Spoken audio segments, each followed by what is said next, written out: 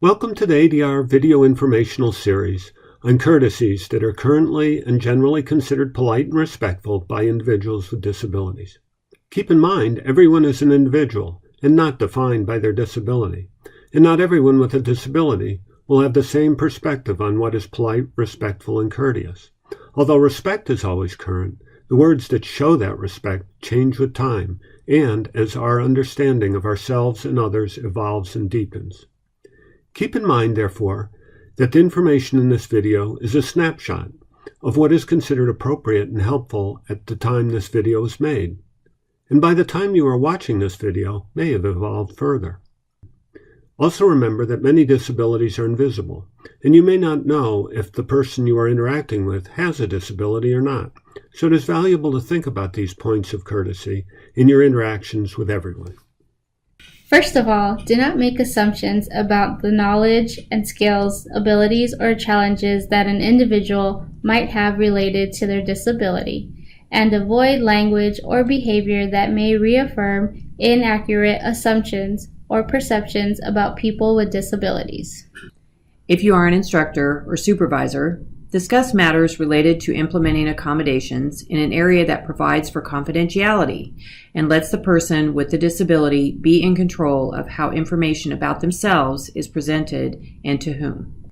Disability is an acceptable term and may even be a source of pride as identity, and is preferred to terms like physically challenged, special, and differently abled. These can be interpreted as patronizing. At the same time, disability does not define a person, so use person-first language. For example, use people with disabilities rather than disabled people, or person with autism, not an autistic person. And for sure, avoid leaving out the person entirely by using language such as an autistic.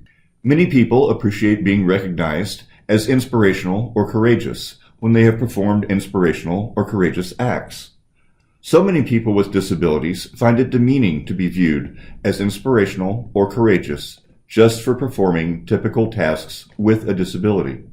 Also, people should not be described as victims of or suffering from or struggling with their disability.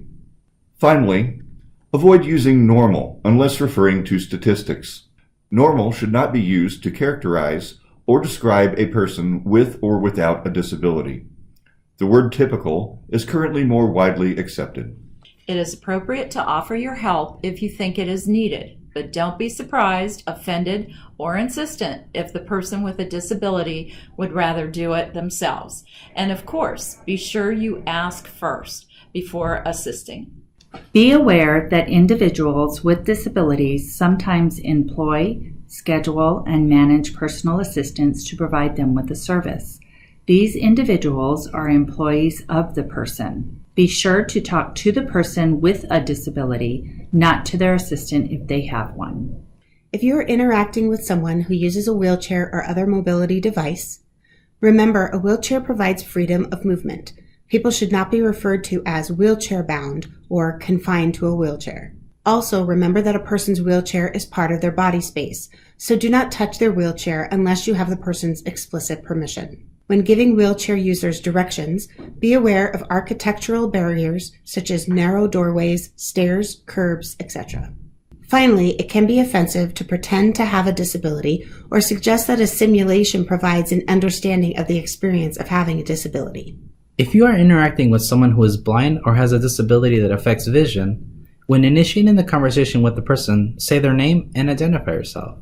When you enter a room, indicate who you are and let the person know when you are leaving the room.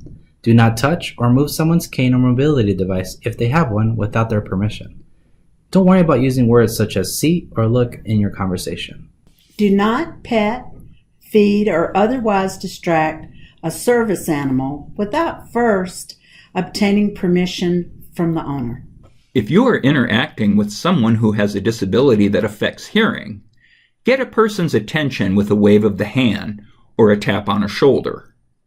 Move away from background noise and avoid standing in front of a light source. Look directly at the person and speak in a typical speed and tone without exaggerating your lip movements or shouting. If the person experiences difficulty understanding what you are saying, rephrase rather than keep repeating. If the individual uses an interpreter, talk to the person, not the interpreter. Always use captioned films and videos or provide a written transcript. If you are interacting with someone with a disability that affects speech, allow the individual time to respond to you and do not interrupt or finish the individual's sentence or correct pronunciation or word choice. Do not pretend to understand when you do not.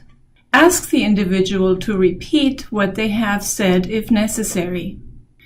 Remember, speech processing difficulty does not automatically imply intellectual processing difficulty. Thanks for watching, and thanks for your interest in Access for All.